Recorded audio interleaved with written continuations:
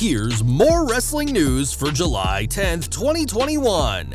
And your headlines for this afternoon include: Malakai Black reveals why he signed with AEW, reveals who knew about his AEW debut as Malakai Black. WWE adds multiple matches to Go Home Raw before Money in the Bank. The newest arrivals on Smackdown. How many more days do I have? Braun Strowman wants to get out of jail soon. WWE Raw and Smackdown joint TV event announced for Madison Square Garden return. Breaking news is Seth Rollins and Matt Riddle confront backstage. AEW wrestler's long absence is revealed. AEW star says some fans wanted him to die, and more. We're starting off today with AEW's newest signing, Malakai Black, who joined this week 35 days after his WWE departure.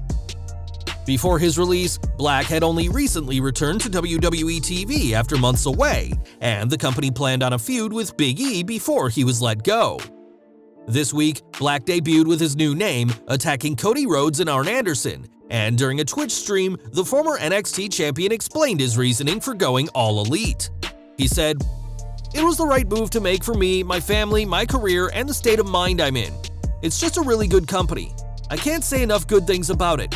They have a bright future, there are a lot of dedicated people, and I'm really glad to be a part of it." In that same stream, Black admitted that only a handful of people knew he was debuting, saying that only he, Cody Rhodes, security, and a few others were in on it to avoid spoilers of his shocking debut getting out. With Black now in AEW, it seems his first feud will be with Cody Rhodes, and we'll have to see if he gets better treatment under Tony Khan than when he was on WWE's main roster. Over to Raw now, as next week's show will be the last in the Thunderdome, and WWE is going out with a bang. During SmackDown, 2 matches were added to Friday's show, as Alexa Bliss, Nikki Ash, Naomi, and Asuka will face off in Fatal 4-Way action, whilst Bobby Lashley will take on Xavier Woods in a non-title match. Monday's show will see Sheamus' first defense as US Champion when he takes on Humberto Carrillo, Ricochet vs. John Morrison in a Falls Count Anywhere match, and singles action between the Viking Raiders and AJ Styles and Omos. If WWE gets their way, they'll never have to return to the Thunderdome again, and we're interested to see how the company marks the end of this unprecedented time away from live fans. Over to SmackDown next, and last night's show saw some major call-ups for the Blue brand, following rumors that NXT was set to lose some of its top stars to the main roster in the coming weeks and months. One huge debut that's in the works is Toni Storm, who didn't appear in person, but the 25-year-old former NXT UK Women's Champion is on her way to the Blue brand. 2 NXT superstars who did debut last night are Shotzi Blackheart and Tegan Nox, who debuted as a team on last night's show, defeating the Women's Tag Team Champions Natalya and Tamina.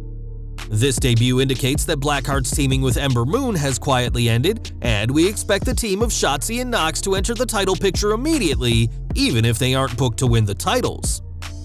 WWE has a long way to go to re-establish a women's tag team division, especially after the release of the Iconics, Ruby Riott, and Lana, but this isn't a bad start. Last month, Braun Strowman was released from WWE, and with a 90-day non-compete clause, the former Universal Champion won't be appearing anywhere else until August 31st. This is clearly too long for Strowman to wait, as on Twitter this week, the Monster Among Men said how he can't help but think about how much he enjoys beating people up, and added, "How many days do I have until I'm out of jail?"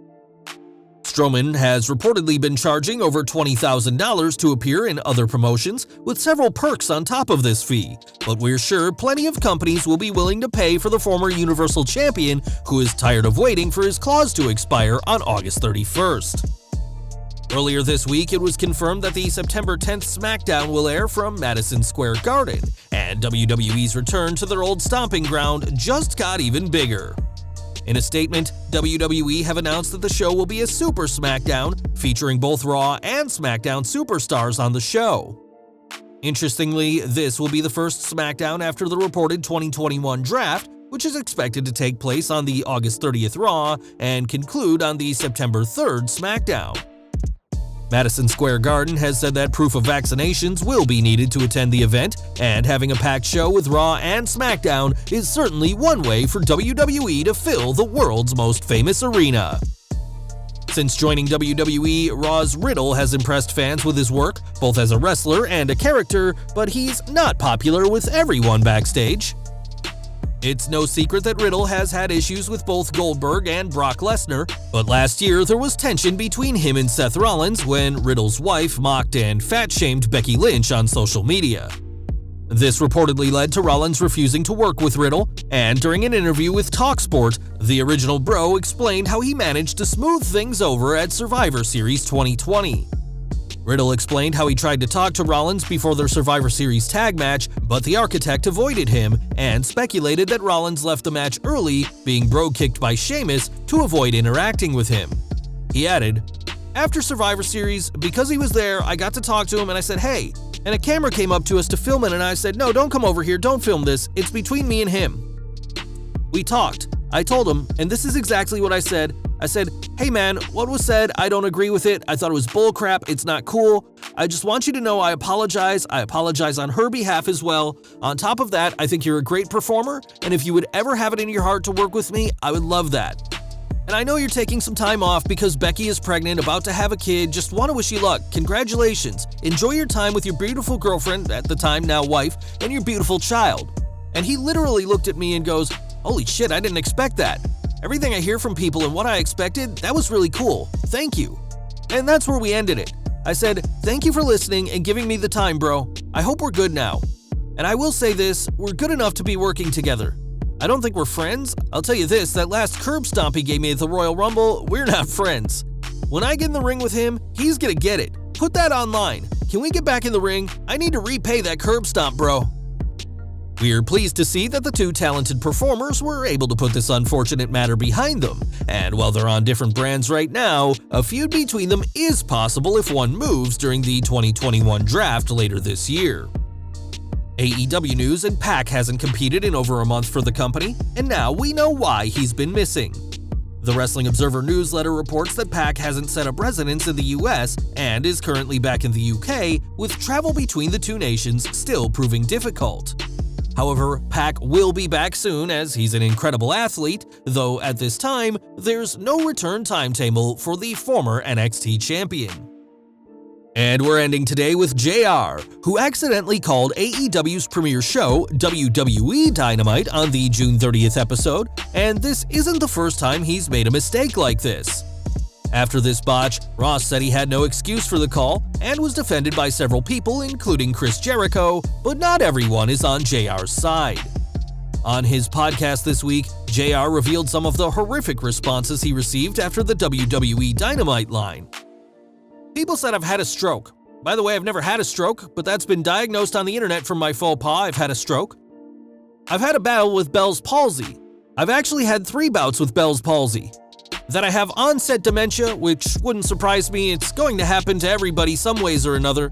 But man, I got everything on that thing from people wanting me to die. Botch or no botch, there's never an excuse to wish death threats on another person. And despite the response from what JR called a vast minority of defiant fans, the Oklahoma native remains the greatest commentator of all time." Well guys, that's our news for today. Please share your comments below. Also hit the like button, subscribe to our channel, and hit the bell icon to receive all notifications. And as always, thanks for watching.